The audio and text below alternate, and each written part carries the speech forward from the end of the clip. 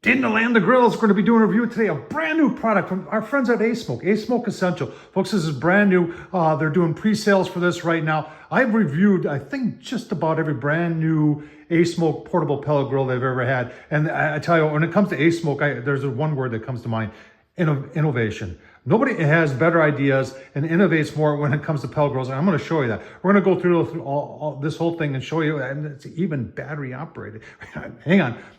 Getting ahead of myself here. I want to show you everything. I want to talk about assembly. We're going to talk about price. We're going to put it through its paces. We're going to talk about that screen there and the Wi-Fi and how easy it is to operate. Well, yeah, we're going to do all that. Let's get started. From the website, so if you're interested, asmokegrill.com. I'll leave that link down below. It is 48.5 pounds, so we can just round it up, call them 50 pounds. So it is portable. And then there's your dimensions. You got 20 inches one way, 14 inches deep, and 15.5 high, 271 square inches total. And we're going to talk about that a little bit more because that's what's one of the biggest innovations on this grill. And then we'll take a look at another portable pellet grill and let you see what I'm talking about there. It looks like 1 rack of rib, 8 burgers, and 12 hot dogs. All right, everybody wants to know the price. They are taking pre-orders for this. It's regularly $469. They're offering it for $400, which is a pretty good deal for a Wi-Fi enabled, battery operated portable pellet grill. All right, we talked about innovation. Now, Asmoke is the first one to take the pellet hopper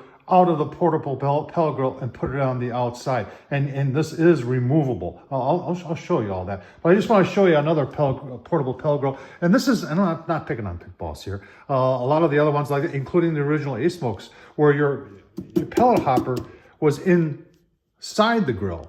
They've taken it and put it outside the grill, and you're saying, what's the advantage? Well, the advantage is you get a lot more cooking space, and at the same time, from a portability standpoint, they're able to shrink down the box a little bit by having this on the outside, and like I said, that is removable. Another thing they did was they gave you a second shelf here, but they went the full length. A lot of them in the past, and even the Pit Boss, come down and are narrower, and it's almost half as wide as the bottom grill. So nice job. That gives a lot of extra space. A lot of times, you know, if I'm doing, and you could get almost a small full rack of ribs up here, then I'd put a tray underneath there to catch the grease to make cleanup easier. All right, let's go below the grate real quick and talk about, this is your grease tray. And the grease tray takes your grease and it's angled that way. Then it goes to this trough right here and it's angled that way. And then your grease goes out of the grill. Remember, I always say you got to take the grease out of the grill. Then it goes to right here. Now, if you're doing something really greasy, you might want to check that a couple times during your cook. Now, in the grease tray, you've got this slider right here, and that your burn pot is directly below. So if you want to do some flame seared steak or burgers or something like that, that's where your flame would come out of. All right, so below your grease tray is this area right here, and I like that they kept this very easily. There's no nooks or crannies here, so you can clean this out relatively easy. Right in there is going to be your temp probe. And this is your burn pot. Now, very unique burn pot by our friends over at Asmoke there. And I just want you to take a close look at it. You can see your auger right there. That silver thing right down there, that's your hot rod. That's what starts your pellets. That gets hot. That's going to take up probably majority of the battery life is going to be eaten up by that thing. And then below that is your burn pot. Now, they've got this thing right here. If I can see if I can take it out. So you see all those rods down there. So what they have is that as things burn, as the pellets burn, it creates ash. And the ash falls down. I want to show you where all that ash goes. So that ash goes right down here, and that's where you would empty it out, right through here. And this is removable. And you're saying, what's this thing right here? So there's a fair amount of heat down there. So you can put juice in there, water in there, beer in there if you want to give a little steam while you're cooking, infuse a little flavor into your meat. Like I said, innovation is all over the place on this grill. Before I close the lid and show you some of the other things, this has 2 meat probes with it. And what I really like about Asmoke is that they give you 2 meat probes. I can't tell you how many grills I've gotten in the past. And some of them has many 4 probe ports, and they would only give you 1 probe. You got 2 probe ports, you got 2 probes. That's what everybody should do. All right, so as we're closing the lid here, they put a felt gasket on there so you got a tighter fit to help keep your smoke and your heat inside the grill. All right, we'll take a look at the battery. That's where the battery goes, right in there. You got a little handle there, and you just pull it out like that. You do get a charging cable with it. This is a 6 amp hour battery, and they're saying 10 hours, but there's so many factors there, folks. And that's your battery life indicator right there. If you're getting this grill and you want to cook on it the same day, find the battery first, plug it in. It doesn't come fully charged. It took probably 2 hours to get it up to all 4 bars, but it just attaches in there. Just like that, super simple. Right back of the grill, you can see the venting back there. That's where your smoke would roll out of the grill, and you've got your hinges. I mean, here's the little things, folks. I like this way that they secure the lid, and it's on both sides. It snaps in. It's a positive lock right there, and then you just put your finger in there like that. Super simple design, but I tell you what, it works. All right, we'll take a closer look at that once we fire it up. But once you plug it in, it does turn it on, and then to turn it off, you just hold the off button. Then you just hold the off button. Yeah, like that. All right, talk about the hopper. We'll talk just a little bit about, there isn't a whole lot of assembly. You've got those 4 legs right there. There's 4 silver screws, that's for them. And then there's 4 screws, and there's these little heat isolators here that go underneath the handle. And you're using the shorter screws for that. And then there's 2 longer screws are for that bracket. And then we'll talk about the hopper. All right, so this is your 4-pound hopper. This is just a safety thing so you don't put your hands down into the auger. All right, so your hopper's held on. It's got 3 points of contact here. We've got this bracket here that fits in this notch here. And then we've got 2 screws that fit into little eyelets there. And I'll just take it off and demonstrate it to you, folks. So it just comes off just like that. And there's your hopper assembly. To put it back on, it just kind of self-aligns because you got this thing right here self-aligns, and then you just put it up and right into the screws. It's super simple to do. So there's somebody else that made a video on this, and they had this little piece right here and said they thought it was for removing grates.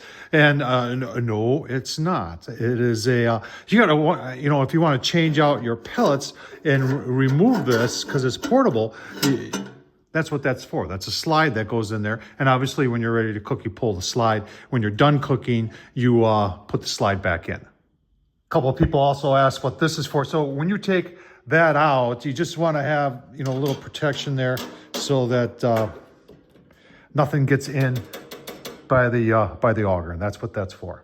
All right, put some of the Asmoke apple pellets in there. These are really cool pellets. And then obviously we pull the slide out, and we're ready to roll. All right, so let's talk about the digital board here, which works really nice. So I first got it, I got my battery charged, plugged it in.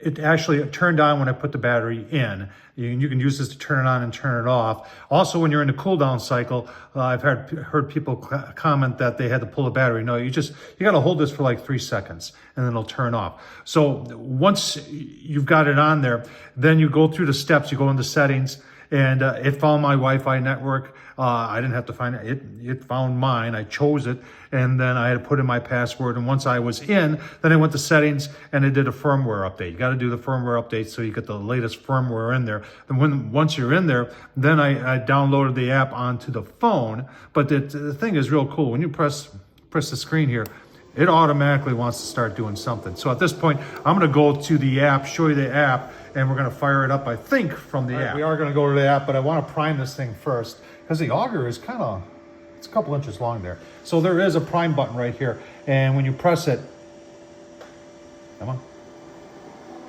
you can hear it running, and you can see the auger moving. So we'll wait till we get pellets, and then we'll go to the app. All right, so on the app, you can just change the temps right there. And we're going to do burn in. We'll do it at 300. And we'll just do next here, and it takes about 5 minutes, no interruptions, and we just do this, and it's pretty cool.